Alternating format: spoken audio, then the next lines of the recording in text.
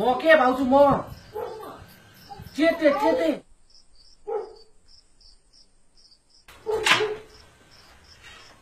कता गर्छ नि बाबु यति राति के काम पर्यो?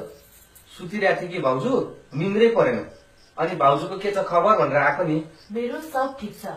अहिले राति पनि भयो, भोलि भेटेरै दिउँसो कुरा गरौँला। ल अहिले गइहाल्नुहोस्। जान त हुन्थ्यो कि भाउजू, भाउजूको माया यसरी लाग्यो कि मन थाम्नै सकिनँ, त्यही भएर आएको। अब भाउजू पनि एक्लै, म पनि एक्लै। ए हो? अनि आफ्नो भाउजूलाई माया गर्नु पर्यो नि त, त्यही भएर आएको नि। लोग्ने मान्छे विदेशमा छन् भन्दैन, जे पाए त्यही गर्छन् भन्ने सोचेको छ छैन? उनीहरू विदेशमा टक टक पसिना चौदै हाम्रो लागि कमाउँछन्, हाम्रो खुसीको लागि जीवन सुम्पेका छन्। कसरी सोच्न सकिस् तैले? यो जीवन उसैको जसले मेरो सिउँदो भरेको छ, यो वयस यो शरीर उसैको जसले सिउँदो रङ्गाएको छ। आज तँसँग दुईटा शब्द बोल्नु भन्दैमा कसरी सोच्न सकिस् यो सब? हामी के जान्छस्? अबदेखि म यस्तो कहिले गर्दिनँ।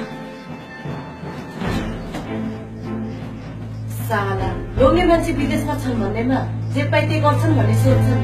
स्यालहरू बिचराहरू विदेशमा आधा पेट खाई हाम्रो सुखी जीवनको लागि मरेर काम गर्छन्। हामी यहाँ नाटो चाटै रोमान्स गर्छ भन्ने ठान्छन्। एक काटिदिन्छौँ। कसैले गलत नजरले त हेरोस्। मेरो पति मेरो परमेश्वर।